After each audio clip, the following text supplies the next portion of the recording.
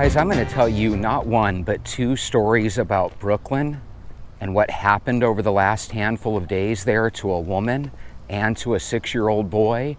And I think both stories are going to blow you away, but they're not going to shock you at all, because every single day on this channel we hear more stories that should shock us about crime out there, and nothing ever does anymore.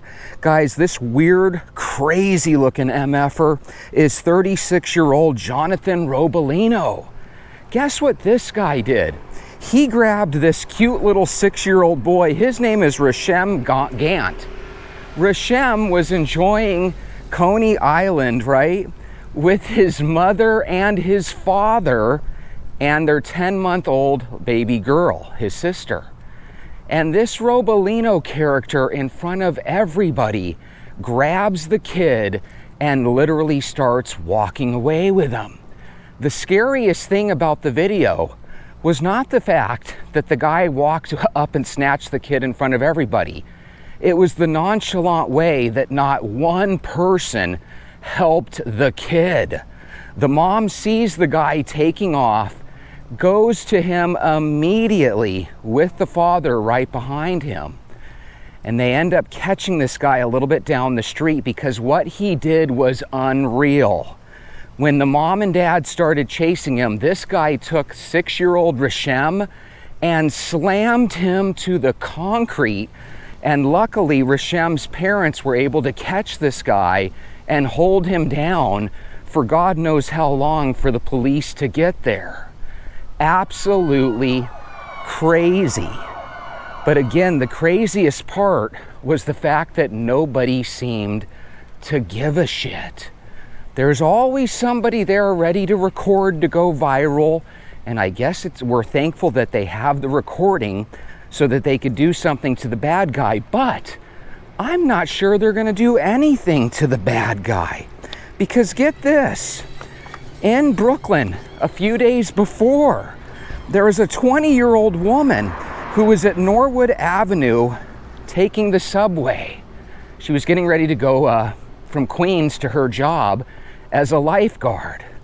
There was a guy chit-chatting with her saying, "Hey, you're gonna be my girl someday," and she was saying, "I don't know you." In other words, you're weird and you're weirding me out. She's sitting there waiting for her train, and the guy's slowly but surely getting more agitated, saying, "Come on, let's go, you're coming with me." And again, she retorted back with, "I don't know you, dude, get away from me." And right as the train is there and everybody's starting to get on, this guy bear hugs her and starts taking her to wherever the hell he was gonna take her. In the video, you hear her screaming, and all the guys slowly but surely start to meander her way, accost the man, push him on the ground, and apparently a couple brave guys even got in a couple punches. Now here's what I don't understand. The judge is probably more apt to punish the people that threw a couple punches than the actual guy. Case in point, this guy literally tries kidnapping this 20-year-old girl. And I'm sorry, ladies, but a 20-year-old girl probably weighs 110 pounds soaking wet, unless she's morbidly obese. If so, we have a walking channel here, right? But more than likely, a man of any size is more than likely going to be able to overpower a 20-year-old girl. Thank God there were men there. Here's the scary thing. This guy ended up being immediately released by the judge. And I have a feeling that's what they're going to do with Robolino, who tried abducting this kid. I have a feeling both of them are probably out and about on the streets as we speak. Is that sick or what? His charges, and by the way, he was a 42-year-old man. His name is Frederick Marshall. He is also of Queens, just like the victim. He's being charged with 2 counts of third-degree assault, third-degree possession of weapons, and second-degree harassment. Because he's out on bail, the woman has made a promise to herself never to take the subway again, and her boss, thankfully, has agreed to pay for her Uber rides. And I have a feeling Uber in New York is probably uber expensive, right? So I have a feeling that's only going to last for so long.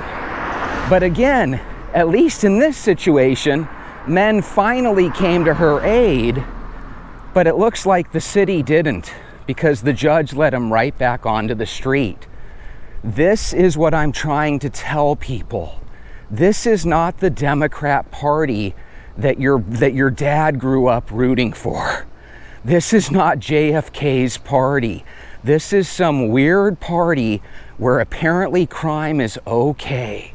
They will charge you and tax you every dollar you have to live in New York, but they will not protect you. And the laws there are an absolute joke. Now, there were so many irate comments that I could just feel Republicans being created. You ever notice that? The more outrage, the more people that end up voting for the orange man. So my thinking is, since Reese Waters, Rashad Ritchie, Kyle Kulinski, and all the people on the left never want to talk about crime, let's just use it as a birthday party for Republicans, because Republicans are the only ones that say they're going to fight crime. Do they do it all the time? Probably not. But I'd rather go with the party that's out there to fight crime. So I just want to let the Democrats know, if you really want to dominate the political scene, all you guys need is a candidate that goes out and says, hey, I'm for everything the Democrats have always been, except I'm going to shut down crime. I'm going to make sure the bad guys go in jail and never come out again. And that person's going to win the presidency. So that's all the Democrats need. You guys don't need the next Joe Rogan. If I hear another Democrat say, we need Joe Rogan. No, you don't need Joe Rogan. You need somebody that's going to be against crime. Because apparently Democrats just love crime. What else can you call it? Could you imagine being a judge, seeing this vermin come into your court, and you let them right back into the community? And then we're supposed to celebrate these judges because they're so fair and so equitable? Absolutely ridiculous. The little girl was so scared, she's 20, so scared she doesn't even want to show her face. And who can blame her? The judge didn't even protect her. Cops didn't come to her aid. It was strangers. And again, I wouldn't be surprised if those strangers end up going and doing jail time for punching this guy. You're supposed to be proud as an American that there's places like Staten Island and New York City and the 5 boroughs. Those are places that we should cherish. I would forbid my kids to go there. If I could literally tell my kids, you're not going anywhere, I would forbid them to go there. I would forbid them to go to Chicago. I wouldn't really want them to go to LA. And the reason isn't necessarily the people or the crime. It's because you guys don't have any law enforcement that can do anything. And that's just a travesty. Theo the Leo, love that name, 6830 says he kidnapped her and the judge released him immediately. That's unfreaking believable. Theo the Leo, one thing I learned in the last year and a half reading over these stories is that the judges in the blue states literally don't care. That's the thing. It's like, if I was a Democrat, there has to come a point in time where you say, I think I'm on the bad guy's side. And I know what you Democrats are going to say, how come you don't say anything about Orange Man? Man, if there's anybody that talks about Orange Man a lot, it's this venter right here. Sergei Izakova, sounds like a Russian name. He's probably seen some shit. He says, I want to see what this judge will do if it was her kid. Sergei, I'll tell you exactly what she would do, because she's an elite, probably liberal judge. She probably looks at it and says, if you touch my kid, I'm going to make sure that you get the death penalty or life in prison. But since it's somebody else's kid, you can go about your day. That's what it is out there. Who in a million years would vote for that? You couldn't pay me to vote for that. Jesse, why is your walking channel always about politics? Because I don't understand how 51% of this country votes for this shit. And then they all marvel. It's not like these people are all Republicans. These are Democrats that are leaving comments. They can't believe what they're seeing. What you're seeing is the collapse of America. Joanne Smith says, this is horrible. Women ain't safe to go to work or do normal activities during the day. Thank God the other men seen that happening and helped her. Joanne, if it wasn't for these men, that girl would probably not be alive today. It's a really, really scary world we live in. Because even if guys want to do something, they have to worry about these same crooked legal systems that you guys have set up, and it ends up sending them to jail. Look at the Daniel Penny guy. Every single person on that train said he was doing the right thing, that he was trying to hold down a person that was threatening people.